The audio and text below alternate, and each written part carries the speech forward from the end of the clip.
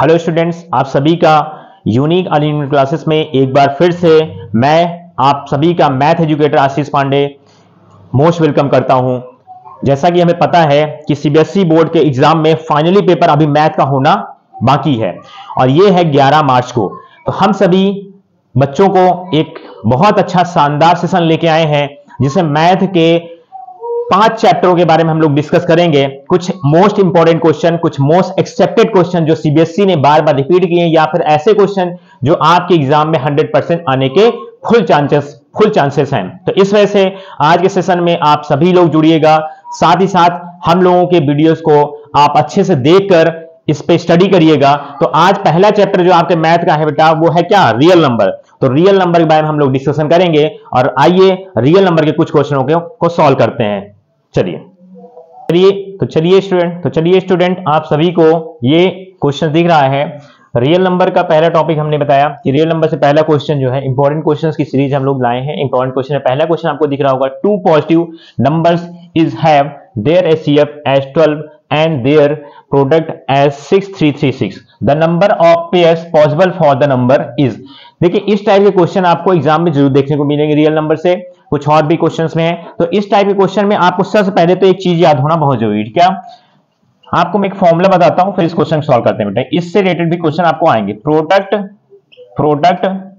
Of two numbers, तो product of two numbers equal to HCF into LCM.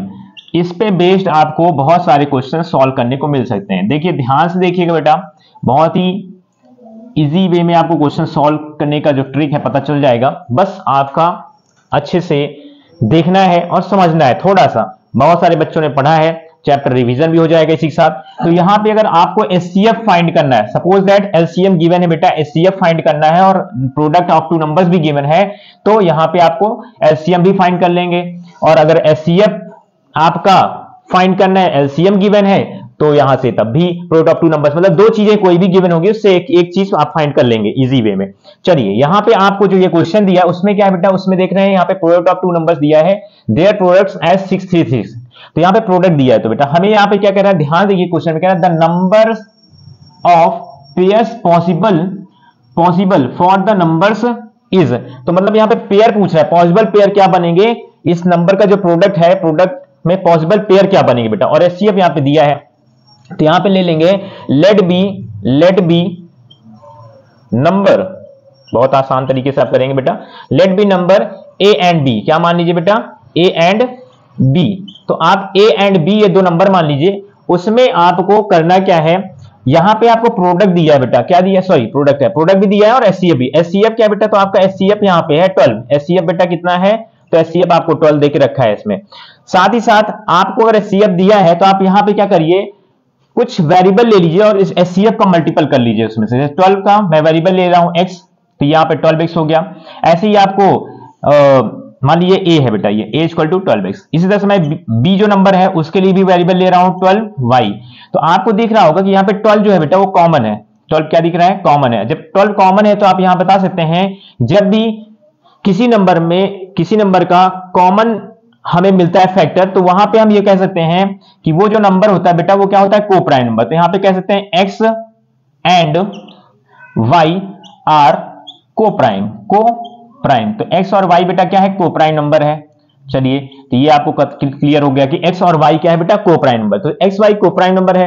अब आपको करना क्या है बेटा, आप यहां से इसका कर लीजिए मल्टीप्लाई। किसका? इसका कर लीजिए मल्टीप्लाई। तो अगर यहाँ पे कोप्राइम नंबर है तो आप यहाँ पे कर सकते हैं बेटा 12, मैं यहाँ पे करूं अगर कि 12x into 12y equal to, यहाँ पे प्रोडक्ट कितना दिया था बेटा? 6336। तो ये कितना हो जाएगा बेटा? 144xy। यहाँ पे 6336 है, तो आप xy जो है वो फाइंड कर लेंगे। 6336 डिवाइड बाई 144, इसको कट करेंगे, ये 44 से कट हो जाएगा बेटा। कितने टाइम में? 44 से। इजी तरीके से आप देख लीजिएगा, कट हो जाएगा। तो यहाँ पे xy कितना है बेटा? 44। अगर xy आपका 44 आ जाएगा तो बताइए कि एक्स वाई के कितने ऐसे पेयर हैं, ये दो नंबर आपके जैसे मान एक्स वाई के कितने ऐसे पेयर हैं जो 44 ले आएंगे। तो आपने यहाँ पे देखा एक्स वाई आपका 44 आ चुका है, तो आप यहाँ पे कहेंगे एक्स वाई हम ऐसे लिख सकते हैं सर, क्या लिख सकते हैं, तो आप कहेंगे 12 इंटू 12 लिख देंगे, तो सॉरी 12 इंटू 12 क्या, तो यहाँ पे आप लिख देंगे 22 इंटू 2, 22 इंटू 2, तो यहाँ पे 44 आपको मिल रहा है। और क्या मिल सकता है बेटा, तो और आप कहेंगे सर यहाँ पे 11 इंटू 4 लिख दें तब भी आ जाएगा, तो ये तो यहाँ भी 44 आ जाएगा। तो इस टाइप से आपको यहाँ पे कितने पेयर्स मिल रहे हैं, पॉसिबल पेयर जो है वो आपके कितने पेयर है बेटा, पॉसिबल पेयर 2, तो यहाँ पे आपका आंसर हो जाएगा 2 पॉसिबल पेयर, क्या 2 पॉसिबल पेयर, 2 पॉसिबल पेयर्स हो जाएगा, पेयर्स। एक आपका और पेयर्स हो सकता है यहाँ पे 1 इंटू 44, बट वो जो है जब भी आप 1 से करेंगे तो उस पेयर को हमें नहीं लेना है, हमें यहाँ पे इन पेयर्स को लेना है, ठीक है, क्लियर, क्योंकि वो खुद से ही हो रहा है 1 इंटू 44, ऐसे सारे नंबर आपके होते हैं, जानते हैं आपको, तो आपको ये 2 पेयर्स हो जाएंगे, तो 2 पेयर्स जो है आपके वो पॉसिबल पेयर। अगले क्वेश्चन तक चलते हैं अब, चलिए तो चलिए हम लोग अगले क्वेश्चन चलते हैं बेटा। यहाँ पे सेकंड क्वेश्चन आपने देखा, prove that √3 is an irrational number and then show that 4 plus √3 is irrational number. ऐसे क्वेश्चन आपको एग्जाम में जरूर देखने को मिलेंगे। ये क्वेश्चन जो है बहुत ही ज्यादा इंपॉर्टेंट है, ऐसा कह सकते हैं कि आपके एग्जाम में आना 100% से भी ज्यादा उम्मीद आप मान के चलिए। चलिए ऐसे क्वेश्चन बहुत सारे बच्चों को आते भी होंगे, जिनको नहीं आते हैं तो एक बार रिवीजन हो जाए। चलिए सबसे पहला काम क्या करना है हमको, जो भी आपको यहाँ पे दिया √3 एज इरेशनल नंबर, तो आप यहाँ पे एज्यूम कर लीजिए। एज्यूम क्या करेंगे बेटा, तो आप कहिए let be √3 is a rational number, rational RETIONAL rational number बेटा, ठीक है। तो आप यहां पे बता सकते हैं इरेशनल दिया है तो आप रेशनल लिख दीजिए कि √3 इज अ रेशनल नंबर। अब यहां पे आपको क्या कहना है कि अगर ये रेशनल नंबर है तो रेशनल नंबर में होता क्या, आप सबको पता है कि रेशनल नंबर को हम किस फॉर्म में लिख सकते हैं बेटा, p/q फॉर्म में, ठीक है। तो हम यहाँ पे लिख रहे हैं रेशनल नंबर है तो ये क्या है, p/q फॉर्म में, पता है ना आपको ये बात। चलिए तो p/q फॉर्म में लिख देंगे। अब क्या करना है बेटा, यहां पे हम करेंगे क्या, तो हम ये q को इधर भेज देते हैं बेटा, क्या करते हैं मल्टीपल में ले जाते हैं, 3q हो जाएगा बेटा, और ये क्या हो जाएगा p हो जाएगा। यहां पे क्या करेंगे, यहां पे हम बोथ साइड स्क्वायरिंग कर लेंगे बेटा, क्या करेंगे बोथ साइड स्क्वायरिंग। अच्छे से मेथड को माइंड में बैठा लीजिएगा, बहुत ही इंपॉर्टेंट क्वेश्चन है बेटा। बोथ साइड स्क्वायरिंग करेंगे आप तो क्या हो जाएगा, यहाँ पे √3q का होल स्क्वायर हो जाएगा, इक्वल टू p का भी होल स्क्वायर हो जाएगा। तो आपको पता है यहाँ पे 3q स्क्वायर आएगा और इक्वल टू क्या आएगा बेटा, p स्क्वायर आएगा, ठीक है। यहां पे एक चीज नहीं लिखा था तो चलिए मैं एक बार लिख दे रहा हूं, ठीक है।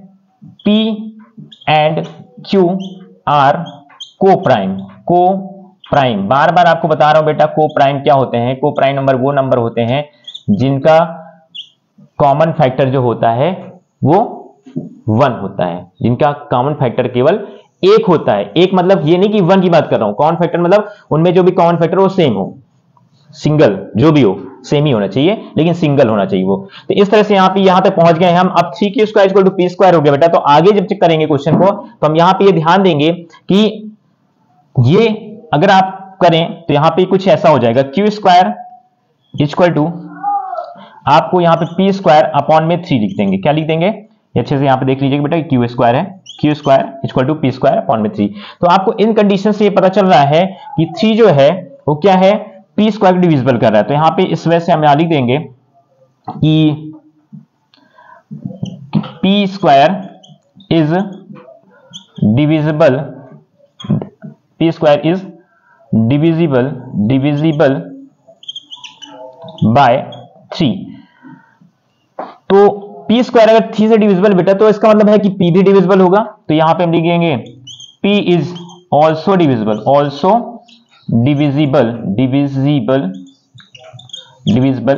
बाय 3। तो p भी क्या हो जाएगा बेटा, डिविजिबल हो जाएगा। अगर p स्क्वायर है डिविजिबल 3 से तो p भी डिविजिबल। ऐसा आपको पता होगा अगर 16 डिवाइड है किसी नंबर से, मान लीजिए 2 से डिवाइड है तो 4 भी डिवाइड होगा, कि 16 किसका स्क्वायर है, बिकॉज 4 का है। तो इसी टाइप से हमें ये पता चल गया। तो अब आगे का प्रोसेस फिर से करेंगे, बहुत अच्छे से आप समझिएगा, क्वेश्चन बहुत इंपॉर्टेंट है बेटा। तो आगे क्या करना है आपको, यहां पे जैसे हम कर रहे थे उसी टाइप से हम आगे चलते हैं। तो p को हमने यहां पे कर लिया, अब सेम यही प्रोसेस हम यहां पे आगे करेंगे। तो वहां पे हमें क्या करना है, यहां पे मान लेना है, ठीक है, कि अज्यूम कर लीजिए यहां पे भी कि कोई इंटीजर मान लीजिए, ठीक है, c is an integer, integer मान लेते हैं, c एक इंटीजर है, ठीक है। आप c मान लीजिए, x मान लीजिए, कुछ भी मान सकते हैं आप, चाहिए तो x मान लीजिए, कोई दिक्कत नहीं। x यहाँ पे एक इंटीजर है, तो अगर x इंटीजर तो हम यहाँ पे लिख सकते हैं कि x इंटीजर, तो यहाँ पे आप लिख सकते हैं कि p इक्वल टू 3x, क्या लिख सकते हैं बेटा, p इक्वल टू 3x। तो p इक्वल टू अगर मैं 3x लिख सकता हूं बेटा, तो यहां पे आप आगे जब सॉल्व करेंगे तो करना क्या है, हमें यहाँ पे x मैंने एक इंटीजर लिया है और हमने यहाँ पे क्या लिख दिया बेटा, p इक्वल टू 3x लिख दिया है। तो जब p इक्वल टू 3x लिख दिए होंगे तो इस टाइप से हमें करना क्या है, p इक्वल टू 3 बेटा हम लोग यहाँ पे करेंगे क्या, तो यहाँ पे हम करेंगे 3q square equal to 3x का होल स्क्वायर, ठीक है। तो यहाँ पे 3q square equal to 3x का होल स्क्वायर लिखेंगे, तो यहाँ पे क्या हो जाएगा बेटा, 3q square equal to 3x का स्क्वायर मतलब 9x स्क्वायर हो जाएगा। आपको यहाँ पे क्या हो जाएगा, आप यहाँ से इसको कट कर सकते हैं, तो यहाँ से क्या मिलेगा बेटा, q स्क्वायर इक्वल टू क्या मिलेगा, बिकॉज बेटा 3x स्क्वायर मिलेगा आपको। अब आप यहाँ पे कह सकते हैं q square equal to 3x square, तो आप यहाँ पे x वहीं पर रहने दीजिए बेटा, तो आप यहाँ लिखेंगे q स्क्वायर अपॉन में 3 equal to x square. Same यही वाली बात आपको देखने को मिल रही होगी, ये वाली बात देखने को मिल रही है, देखिए। तो यहाँ पे 3 जो है p स्क्वायर डिवाइड कर रहा था और यहाँ पे बेटा 3 जो है q स्क्वायर डिवाइड कर रहे हैं, राइट। तो यहाँ पे आप देखिए सेम यही प्रोसेस हम यहाँ पे लिख सकते हैं, because q square is divided by 3, so q is also divided by 3, ठीक है। सो q is also divided by 3, तो q इस वजह से अगर q स्क्वायर डिवाइडेड 3 तो वही बात हो गई जो अभी मैंने 16 वाला बताया ना, 16 अगर 2 से कट है तो 4 भी 2 से कट होगा, तो q square is divided by 3, तो सो q is also divided by 3। तो ये तो आपको पता चल गया कि यहां से आपको क्या पता चल रहा है बेटा, तो अगर ऐसा हमें पता चल रहा है कि q भी है, q भी 3 को डिवाइड कर रहा है, मतलब तीन p को भी डिवाइड कर रहा है और 3 जो है q को भी डिवाइड कर रहा है, तो इस वजह से हम यहाँ पे लिख सकते हैं p इक्वल टू 3x लिखा है, तो हम यहाँ पे लिख देंगे q इक्वल टू बेटा क्या 3y लिख देंगे, 3y।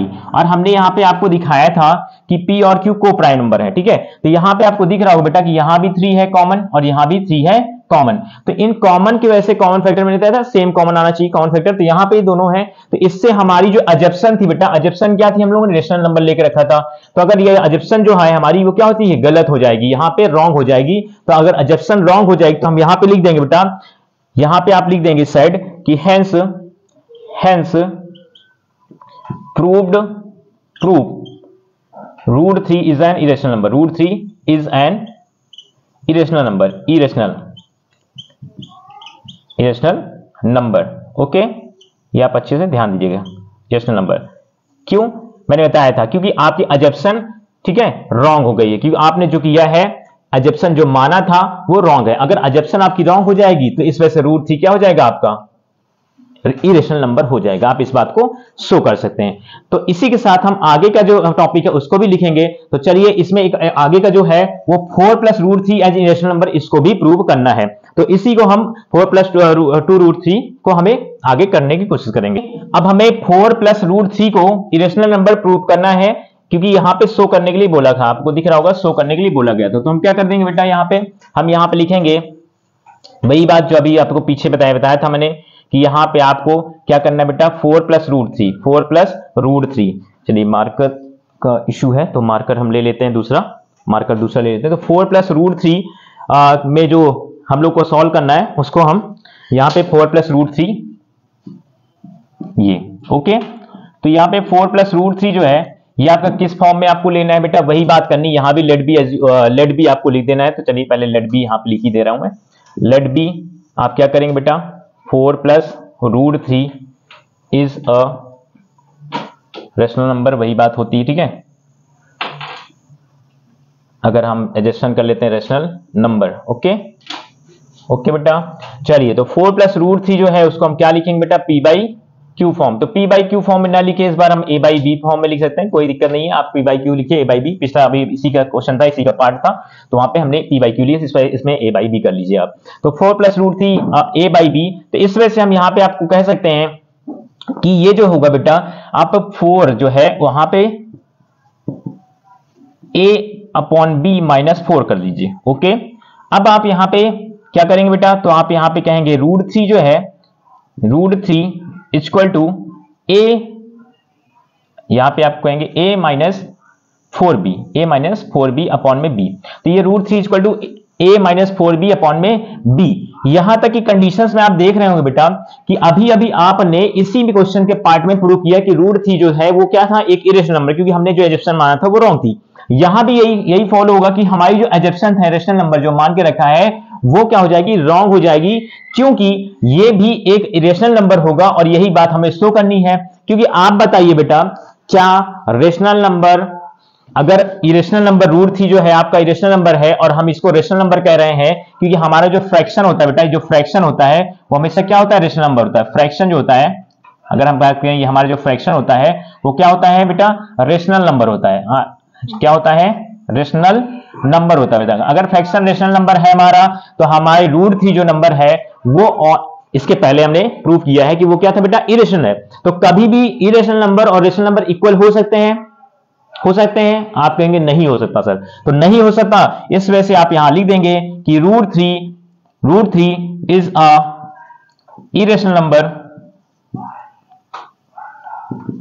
इरेशनल नंबर, ठीक है, ठीक है, इट्स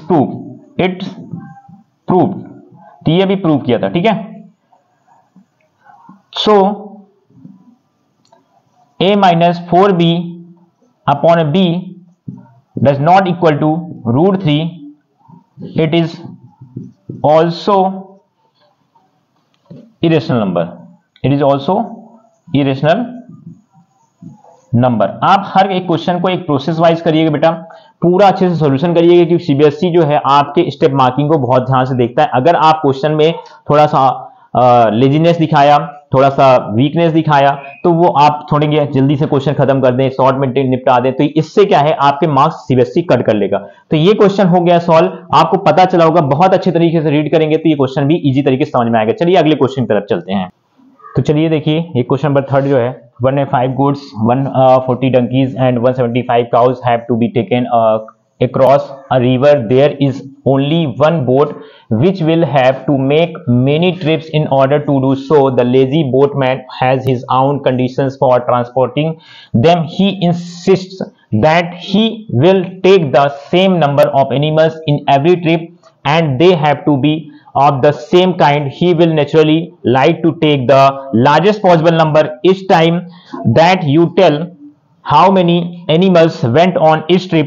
तो यहां पे आपका ये तो पहला क्वेश्चन था बेटा, ये पहला क्वेश्चन है, इसी में सेकंड पार्ट भी है आपका। The length, breadth and height of a room are 8 metre 25 centimetre, 6 metre 75 centimetre and 4 metre 50 centimetre respectively. Determine the longest rod which can measure the 3 dimension of the room exactly. तो यहाँ पे longest rod क्या होगा, 3 dimension of the room exactly. तो आप यहाँ पे आपको दिख रहा होगा एक 140 डंकी को लेकर क्वेश्चन पूछा गया, 140 donkey 175 cows to be taken cross a river, there is only one boat which will have to make many trips in order to do so, the lazy boatsman। तो आपसे पूछा गया नंबर ऑफ each टाइम। तो आप जब भी ऐसा होगा और यहां पे आपसे जब भी देखा जाएगा लॉन्गेस्ट की बात कर देगा, लार्जेस्ट की बात कर देगा, तो आप क्या निकालेंगे बेटा, इनका एचसीएफ निकालेंगे, हाईएस्ट कॉमन फैक्टर। बहुत इंपॉर्टेंट क्वेश्चन है, क्योंकि बोर्ड में रियल नंबर से काफी इंपॉर्टेंट क्वेश्चन आपके बनते हैं। तो पहले क्वेश्चन को हम यहाँ पे करते हैं सॉल्व, आप अच्छे से देखिएगा फर्स्ट वाले को। तो 105 जो है उसका भी हमें क्या निकालना बेटा, एचसीएफ। क्या निकालना बेटा, एचसीएफ हम फाइंड करेंगे, यहाँ पे लिख देता हूं पहले, हम लोग एचसीएफ फाइंड करेंगे, एचसीएफ, ठीक है बेटा। 105 का भी कर लीजिए, तो 105 का एचसीएफ क्या बनेगा, और 175 का भी कर लीजिए, तो 175 का क्या बनेगा। तो आपको पता है जब हम 105 करेंगे तो यहाँ पे 21 5 105 होता है, पता ही नहीं है आपको, 5 1 5 5 2 10, तो ये हो जाएगा 21 × 5। 21 को आप क्या लिख सकते हैं, तो आप लिख सकते हैं इसको 3 और यहाँ पे हम 7 लिख सकते हैं, राइट। तो यहाँ पे 175 क्या होता है, 175 जो होता है उसमें हमें यहाँ पे क्या करना है, तो 175 के लिए भी 5 तो होगा। अगर 5 से मैं 175 को डिवाइड करता हूं तो यहाँ पे 5 3 15 और 2 5 है 25 35। तो हम यहाँ पे लिख देते हैं 5 7, तो यहाँ पे 5 × 5 × 7, ठीक है, क्योंकि 35 5 जो होता है वो 175 आ जाएगा, 35 5 175 ही आता है, 5 है 25 और 2 5 3 15, हाँ ठीक है, ये 175 आएगा। तो इस टाइप से आपका यहाँ पे ये आपके कॉमन फैक्टर। अब आप यहाँ देखिए हाईएस्ट कॉमन फैक्टर हमें ढूंढना है। हाईएस्ट कॉमन फैक्टर आपको यहाँ दिख रहा होगा 5 है बेटा, और इस पे क्या है 7 है। तो यहाँ पे जो आपका एचसीएफ बनेगा वो क्या हो जाएगा बेटा, एचसीएफ जो आपका होगा वो 5 इंटू 7 हो जाएगा, मतलब यहाँ पे आपका आंसर हो जाएगा 35। फर्स्ट के लिए जो आपका आंसर बनेगा बेटा क्या हो जाएगा 35 होगा, क्योंकि आपसे पूछा क्या है कि कितने लार्जेस्ट पॉसिबल नंबर इस टाइम, तो लार्जेस्ट पॉसिबल नंबर इस time can you tell how many animals went on this trip. तो प्रत्येक ट्रिप में जो 35 एनिमल्स है जो कि लार्जेस्ट एनिमल्स की संख्या है, तो पहला है। अब इसके बाद सेकंड वाला करते हैं। तो सेकंड वाले में आपको सेकंड वाले क्वेश्चंस में करना है, तो सेकंड वाले क्वेश्चंस में आपको यहाँ पे एचसीएफ यहाँ भी फाइंड करना है। तो एचसीएफ इसमें फाइंड करेंगे तो क्या करेंगे बेटा, तो यहाँ पे सेकंड वाला जो है देखिए, सेकंड में बोला है length breadth and height of a room are 8 metre 25 centimetre, 6 metre 75 centimetre, 4 metre 50 centimetre. तो हम यहाँ पे पहले क्या लिखेंगे 8 मीटर 25, तो आप यहाँ लिख दीजिए 825 सेंटीमीटर, पूरा कन्वर्ट कर लीजिए मीटर को सेंटीमीटर में कन्वर्ट कर दीजिए, तो 825 सेंटीमीटर हो जाएगा। यही सेम यहाँ पे आप करिए, क्या करना है बेटा 675 सेंटीमीटर हो जाएगा, और यही चीज आपको 450 सेंटीमीटर करना है। तो ये आपको यहां से नंबर मिल जाएंगे। इनका एचसीएफ फाइंड करना है बेटा, इनका एचसीएफ फाइंड करिएगा और फाइंड करके इसका आंसर आपको लिखना है जो भी लॉन्गेस्ट रॉड होगा। तो 825 के आपको फैक्टर ढूंढने पड़ेंगे। तो 825 को फैक्टर आप ऐसे ढूंढ सकते हैं, यहाँ पे फैक्टराइज करिए फटाफट, ठीक है। अगर मैं देखूं लास्ट में 5 है तो 5 से कट जाएगा, ये 5 बन जाए 5 होगा, 3 होगा तो 5 6 30, 2 बचेगा तो 5 5 25 हो जाएगा, और फिर 5 से करें तो 5 3 15, और 1 बचेगा तो 5 3 15, 33 आया, और यहाँ पे हो जाएगा बेटा 3 से, और ये हो जाएगा 11 आएगा, और 11 जो करता है वो 1 से करता है। तो यहाँ पे मिल गया 5 5 3 11, राइट, 5 इंटू 5 इंटू 3 इंटू 11 मिल गया बेटा। यही चीज आपको 675 के साथ भी करना है, तो आप यहाँ पे 675 के साथ भी ये चीज आप कर सकते हैं। तो चलिए 675 का भी यहाँ पे हम फैक्टर कर देते हैं। आप बेसिक तरीके से यहाँ पे नॉलेज मिल जाएगी आपको कि कैसे हम फैक्टराइज करके एचसीएफ निकालते हैं। तो देखिए यहाँ पे 5 लास्ट में, यहाँ भी 5 से कट जाएगा बेटा, 5 1 जा 5, 1 बचेगा तो 5 3 जा 15, 2 बचेगा 5 5 25, और यहाँ पे बताया 5 से कटेंगे अभी भी, 5 2 जा 10, और 3 बचेगा तो यहाँ पे 5 से 35, और यहाँ पे कट जाएगा बेटा 3 से 9 टाइम में, फिर 3 से कटेगा तो 3 टाइम में, और फिर 3 से कटेगा तो बेटा यहाँ पे 1। तो आपको मिला है 3 टाइम 3 और 2 टाइम 5, तो यहाँ पे 2 टाइम मैं 5 लिख देता हूँ और 3 टाइम बेटा 3 लिख देता हूँ। नेक्स्ट है आपको 675 के बाद हमें करना है 450 का। क्या करना है बेटा 450 का, तो 450 का भी कर लेते हैं। तो 450 का क्या हो जाएगा, 450 का जो आपका फैक्टराइज बनेगा वो आपको पता है 0, और ये भी 5 से कट जाएगा। 0 लास्ट में होता है तो डिविजिबल कंडीशन ये कहती है कि 0 भी 5 से डिविजिबल है, ठीक है, लास्ट में 0 होना चाहिए किसी चीज में। तो 5 9 जा 45 होता है बेटा, 90 आएगा, और फिर 5 से करेंगे तो 5 1 जा 5, 4 बचेगा, 5 8 जा 40 होगा। अभी यहाँ पे करेंगे 3 से तो 3 6 जा 18, फिर 3 से करेंगे तो 3 2 जा 6, और 2 से करेंगे लास्ट में तो यहाँ पे 1। तो यहाँ पे बनता है 2 time 5 3 time 2 2 time 3 2 time 5 2 time 3 and 1 time 2। तो आपको हाईएस्ट कॉमन फैक्टर क्या मिलेगा बेटा, आप देखिए यहाँ भी 5 मिल रहा है, और यहाँ भी 5 मिल रहा है, और यहाँ पे आपको 3 मिल रहा होगा, बाकी आपको यहाँ पे नहीं मिला। तो 5 5 25 25 3 जा कितना हो जाएगा, तो यहाँ पे 25 3 जा जो होगा आपका 3 5 जा 15, और 3 2 जा 6, 3 5 जा 15 5 3 5 जा 15, और 1 3 2 जा 6 और 75। तो यहाँ पे आपका क्या हो जाएगा बेटा, आप यहाँ पे लिखिएगा 5 इंटू 5 इंटू 3, तो ये आपका कितना आएगा बेटा 75, कितना आएगा 75। इसका आंसर होगा बेटा आपका कितना 75 होगा। ध्यान से देख लीजिएगा, क्या पूछा है कि road which can measure the 3 dimension of the room exactly. तो यहाँ पे लॉन्गेस्ट रोड जो होगी वो 75 होगी, सेंटीमीटर था, सेंटीमीटर में हमने किया था, सब सेंटीमीटर होगा, ठीक है। तो दैट्स क्लियर, यहां पे आपको ये क्वेश्चन भी क्लियर होता है। तो आगे के क्वेश्चंस देखते हैं। तो इस टाइप से यहां से क्वेश्चन आते रहेंगे आपको। चलिए आइए हम लोग पॉलिनोमियल का ये क्वेश्चन देखते हैं जो बोर्ड में 2 टाइम रिपीट हो चुका है। मोस्ट इंपॉर्टेंट क्वेश्चन है, और आपको साथ ही साथ बेसिक कुछ नॉलेज भी दे देते हैं पॉलिनोमियल के बारे में। बहुत सारे बच्चों को आता भी होगा पॉलिनोमियल, तो पॉलिनोमियल की जो बेसिक आपकी नॉलेज होगी बेटा वो क्या है, तो आप यहां से देख लीजिए। देखिए सबसे पहले एक हमें इक्वेशन फाइंड करने के लिए फॉर्मूला होता है, जिसमें हम क्या पढ़ते हैं, alpha square minus alpha plus beta x into, यहां पे आप कहेंगे प्लस अल्फा बीटा, इंटू में अल्फा बीटा होगा। तो ये आपको इक्वेशन फाइंड करने की एक फॉर्मूला है। इस फॉर्मूले से आप इक्वेशन फाइंड कर लेंगे, फॉर्मूला, ठीक है। कैसा फॉर्मूला बेटा, इक्वेशन फाइंड करने का, ठीक है, इक्वेशन, आप इक्वेशन यहां से फाइंड कर सकते हैं। That's clear, equation find. साथ ही साथ कुछ और बेसिक चीजें हैं इसमें, जैसे कि आपको पता होना चाहिए कि जो भी आपका इक्वेशन होता है उसमें सम ऑफ जीरोज होता है बेटा, इसमें सम ऑफ जीरोज होता है, सम ऑफ जीरोज।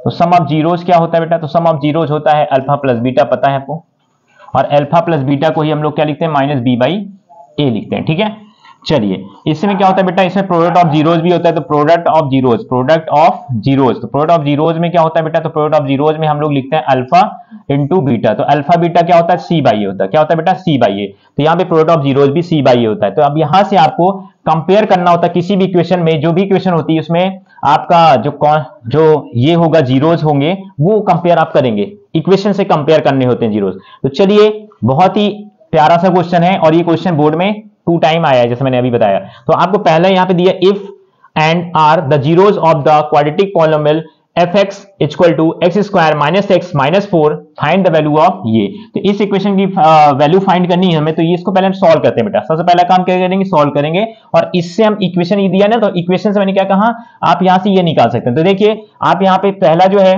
वो देख रहे होंगे, और यहाँ पे अल्फा प्लस बीटा, तो हम alpha plus beta minus b by a, तो आपका जो एक्स स्क्वायर बेटा, यहाँ पे देखिए, इसको देखिए, x square minus x minus 4, इसमें जो माइनस बी बाई ए होगा, तो पहला जो होता है बेटा क्या होता है, ए होता है, दूसरा जो होता है बेटा बी होता है, और तीसरा क्या होता है, सी होता है। ध्यान दीजिएगा इस चीज को, ठीक है। तो हमें क्या करना है, minus b by a alpha plus beta निकालना है, सम ऑफ जीरो निकालें। तो माइनस बी बाई ए क्या मिलेगा, आप बता सकते हैं यहाँ पे, तो माइनस बी बाई ए आपको माइनस, मतलब यहाँ पे माइनस का 1, एक्स है ना, तो एक्स क्या है, वेरिएबल के साथ कोई भी नंबर नहीं होता, तो हम 1 है मानते हैं कि 1 बिकॉज ऑफ मल्टीपल में होगा, तो माइनस 1 हो जाएगा। और साथ ही साथ आपको यहाँ पे नीचे क्या है, तो नीचे आपका यहाँ पे भी वेरिएबल में एक साथ कुछ नहीं, तो यहाँ भी 1 होगा, तो आप 1 से 1 को डिवाइड, लेकिन ध्यान दीजिएगा बेटा, वहां पे ऑलरेडी माइनस लगा बी में, और आपका जो यहाँ पे बी है वो भी माइनस में ही है, तो यहाँ पे minus minus because of plus हो जाएगा, तो प्लस 1, और यहाँ पे ये 1, तो ये 1 से 1 कैंसिल आउट हुआ, तो आपको क्या मिलेगा, अल्फा प्लस बीटा मिलता है 1, तो अल्फा प्लस बीटा आपका 1 हो जाएगा। नेक्स्ट जो है वो आपका प्रोडक्ट ऑफ जीरोज में हम लोग यहाँ पे प्रोडक्ट निकालेंगे बेटा, तो यहाँ पे अल्फा इंटू बीटा निकालना है, तो हमें अल्फा इंटू बीटा क्या होगा, तो अल्फा इंटू बीटा में जो है वो सी बाई ए फाइंड करना है। क्या फाइंड करना है, सी बाई ए, तो सी बाई ए है क्या बेटा, तो आप बताइए, सी यहाँ पे कहेंगे सर माइनस 4 है, तो यहाँ पे माइनस 4 हो जाएगा, और ए ऑलरेडी मैंने पहले बताया कि यहाँ पे 1 होगा, तो यहाँ पे 1 से जब आपको 4 को डिवाइड मारेंगे तो यहाँ पे माइनस 4 हो जाएगा, तो ये अल्फा बीटा जो है वो आपका माइनस 4 होना कंफर्म है। तो यहाँ से आपको मिल गया क्या बेटा, एक चीज ये मिल गई है कि मैं फिर से यहाँ पे दिखाऊंगा कि अल्फा प्लस बीटा आपको मिल गया है बेटा, क्या 1 है, और आपका जो अल्फा माइनस बीटा है, अल्फा बीटा है बेटा, वो क्या है, वो 4 है। तो इस तरह से आपको यहाँ ये चीजें मिल चुकी हैं, तो इनको हम लोग यहाँ पे करते हैं सॉल्व। तो अब देखिए यहाँ पे जो क्वेश्चन है उसको पहले इस इक्वेशन को सॉल्व कर लेते हैं। तो यहाँ पे क्या करना है बेटा, तो आपको 1 by alpha plus 1 by beta, तो आपको यहाँ पे एलसीएम ले लेते हैं अल्फा बीटा, इस चीज को सॉल्व कर रहा हूं, ठीक है, अल्फा बीटा। तो यहाँ पे अल्फा बीटा अगर एलसीएम हुआ तो हमें क्या करना है, अल्फा से अल्फा डिवाइड, तो बीटा, तो यहाँ पे बीटा पहुंच जाएगा बेटा, यहाँ पे बीटा, और प्लस में बीटा से बीटा डिवाइड, ये अल्फा चला जाएगा, तो यहाँ पे अल्फा हो जाएगा, तो ये अल्फा प्लस बीटा अपॉन में अल्फा बीटा, और यहाँ पे आपको पता है माइनस में अल्फा बीटा ऑलरेडी है। तो अब आप इसको करेंगे सॉल्व, तो यहाँ पे क्या हो जाएगा, ये आपको मिल गया अल्फा प्लस बीटा, और यहाँ पे मिला बेटा अल्फा बीटा, और माइनस में क्या बेटा, अल्फा बीटा। तो आप यहाँ पे वैल्यू पुट कर दिए, अल्फा प्लस बीटा क्या मिला बेटा, 1 मिला, आप कहेंगे 1 मिला था सर, और अल्फा और बीटा क्या मिला, तो अल्फा बीटा जो आपकी वैल्यू मिली है वो है माइनस 4 की मिली, सॉरी माइनस 4 है, तो यहाँ पे आप क्या लिखेंगे, माइनस 4 है, और यहाँ पे भी आपको ये सॉरी यहाँ पे जो है माइनस है, और अल्फा बीटा जो है आपका माइनस 4, तो यहाँ भी मैं क्या करता हूँ, माइनस का 4 कर देता हूँ। अभी आप इसको सॉल्व करेंगे बेटा, तो ये हो जाएगा 1 अपॉन में माइनस 4, और इक्वल टू यहाँ पे इक्वल टू कर रहा हूँ, यहाँ पे हो जाएगा बेटा प्लस का 4, तो यहाँ पे आप सॉल्व करिए, माइनस 4 का प्लस 4 से मल्टीप्लाई होगा, तो 1 माइनस 16 आएगा, और अपॉन में क्या होगा बेटा, अपॉन में क्या होगा, तो आप कहेंगे माइनस 4 ही होगा सर, तो यहाँ पे 1 माइनस 16 का मतलब माइनस 15, और यहाँ पे माइनस 4, यहाँ से माइनस कैंसिल, तो आपका जो आंसर मिलेगा बेटा वो 15/4 मिलेगा। ये आपका राइट आंसर होगा इस क्वेश्चन के लिए। तो आपको क्वेश्चन बेहतरीन तरीके से समझ में आया होगा, तो इस टाइप के क्वेश्चन आपको बोर्ड में जरूर पूछे जाएंगे, हो सकता है यही क्वेश्चन पूछे जाए, तो आप अच्छे से क्वेश्चन को समझिए, स्क्रीनशॉट लीजिए, अगले क्वेश्चन की तरफ चलते हैं। चलिए आते हैं यहाँ पे पॉलिनोमियल का सेकंड क्वेश्चन जो हमने लिया, लास्ट क्वेश्चन है 5 क्वेश्चन इसमें का, ये भी मोस्ट एक्सपेक्टेड क्वेश्चन है बेटा, और बोर्ड में पूछे जाने वाले क्वेश्चन है, इससे आप प्रैक्टिस भी कर पाएंगे, और ऐसे क्वेश्चन बोर्ड में आते रहेंगे। हो सकता है ये क्वेश्चन आ जाए तो और अच्छी बात है, और नहीं अगर आता है तो लगभग इस टाइप के क्वेश्चन आपको देखने को जरूर बोर्ड में मिलते हैं, 100% चांसेस हैं, ठीक है। तो पॉलिनोमियल से ये ऑब्जेक्टिव में भी आते हैं, और आपको पता है सब्जेक्टिव टाइप के क्वेश्चन भी है। तो find the zeroes of the polynomial 7y² - 11/3y, यहाँ पे जीरोज फाइंड करने की बात कर रहा है, ध्यान दीजिएगा, आपको इक्वेशन देके रखा और इसने कहा क्या फाइंड करना है, जीरोज, और जीरोज फाइंड करने के लिए हर एक बच्चे को फैक्टराइज बहुत अच्छे तरीके से आना चाहिए, ठीक है। तो चलिए फैक्टराइज करते हैं इस क्वेश्चन को, और फैक्टर को आप अच्छे से समझिएगा बेटा। फैक्टर करने का एक मेथड भी आपको बताऊंगा इस क्वेश्चन में। तो देखिए यहाँ पे हम लोग यहाँ पे देख रहे हैं कि इक्वेशन क्या है बेटा, 7y² है, ओके, -11/3y है, -2/3 है। तो फैक्टर जो है वो मोस्टली आप क्लास 8 से ही सीख जाते हैं, तो इस वजह से फैक्टराइजेशन में आपको अच्छे से समझ में आना चाहिए। तो देखिए यहाँ पे हम करेंगे क्या, कुछ इक्वेशन ऐसा दिख रहा है कि इसमें बहुत बच्चों को समस्या होती है, और ऐसे इक्वेशन बना के ही बोर्ड देता है कि जहां पे आपको थोड़ा सा टेस्टिंग करने को मिल जाए कि आपका IQ लेवल क्या है। तो चलिए इसमें हम करेंगे क्या बेटा, एक काम कर लेते हैं बेटा। तो यहाँ पे हम लोग तो हम यहाँ पे अगर करा दें 7 है ना, तो अगर यहाँ पे कॉमन ले लेते हैं 1/3, तो यहाँ पे अगर ये करते हैं तो ये हो जाएगा चलिए यहाँ से हम लोग 1/3 जो है बेटा कॉमन ले लेते हैं। क्या करते हैं बेटा, 1/3 कॉमन ले लेते हैं। तो 1/3 अगर कॉमन लेते हैं तो क्या मिलेगा, क्योंकि 7y² है, और 1/3 अगर ले लेंगे तो क्या मिल जाएगा, क्योंकि 1/3 जाएगा तो यहाँ पे 11 आ जाएगा, और यहाँ से 1/3 तो 1/, चलिए 7/3 तो था नहीं, तो 1/3 क्या, तो 1 और 3, 1/3 लेंगे तो यहाँ से निकल जाएगा। चलिए यहाँ पे 1/3 लेंगे, 1/3 लेंगे बेटा तो क्या हो जाएगा, यहाँ पे क्या बचेगा। अगर मैं इसको देखूं तो पहले हम क्वेश्चन को थोड़ा सा सॉल्व करते हैं, इसको प्रोसेस से बनाने की कोशिश करेंगे। तो क्वेश्चन को प्रोसेस से बनाएंगे तो क्या करेंगे यहाँ पे बेटा, तो पहले हम यहाँ पे क्या करेंगे, इस पूरे क्वेश्चन में इसको सॉल्यूशन कर लेते हैं थोड़ा सा, तो क्वेश्चन ज्यादा इजी से समझ में आ जाएगा। देखिए करना क्या है हमें, पहले हम लेते हैं बेटा एलसीएम। क्या लेते हैं, एलसीएम। तो यहाँ पे कुछ नहीं, तो 1 ले लीजिए, तो आपको ये ऐसा लगेगा यहाँ पे 3 हो जाएगा बेटा, और जब 3 हो जाएगा तो यहाँ पे आप 1 से 3 को डिवाइड करेंगे तो क्या हो जाएगा बेटा, 3 आएगा, और 7 3 21y² आ जाएगा बेटा। -3 से 3 है तो बेटा वही है, क्या आएगा 11y है, और यहाँ पे भी 3 है तो यहाँ पे क्या आएगा, -2 आएगा। तो इससे आपको ये क्लियर हो रहा होगा कि ये हमें यहाँ पे कुछ इस टाइप का बन गया। कैसे बन गया बेटा, इस टाइप का आपका इक्वेशन बन गया।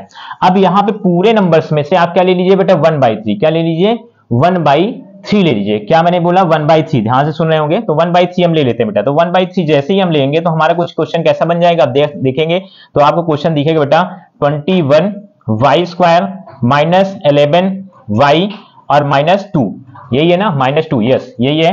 तो ये आपका क्वेश्चंस बन जाएगा। अब यहाँ पे करना क्या है, जब आप ये ले लेंगे तो फैक्टराइज आपको इजी तरीके से हो जाएगा, क्योंकि हमें यहाँ पे बीच वाला देख रहे हैं ना, मिडिल स्प्लिट जिसे बोलते हैं, मिडिल स्प्लिट करना। तो मिडिल स्प्लिट में हम लोग यही करते हैं स्प्लिट में कि जो बीच वाला टर्म है हम पहले और लास्ट टर्म का मल्टीप्लाई करते हैं। ध्यान से सुनिए वीडियो में, पहले और लास्ट टर्म का मल्टीप्लाई करेंगे तो बताइए 21 का 2 से मल्टीप्लाई करें। ध्यान से अगर देखेंगे आपको समझ में आएगा, 21 का 2 से 42 आता है कि नहीं आता बेटा, देख लीजिए 21 है और यहाँ पे 2, तो यहाँ पे 2 1 जा 2, 2 2 जा 4, 42 आया। 42 का आप फैक्टराइज कर लीजिए। 42 का जो फैक्टराइज करेंगे वो आपको क्या मिलेगा, देखिए मैं यहाँ पे दिखाता जाऊँ। 42 में एक तो मिलेगा 6 × 7 बेटा, 6 1 जा 42, तो हमें 6 और 7 जोड़ने पे क्या 11 आएगा, नहीं आएगा, 13 आएगा, तो हम इसको नहीं लेते हैं बेटा।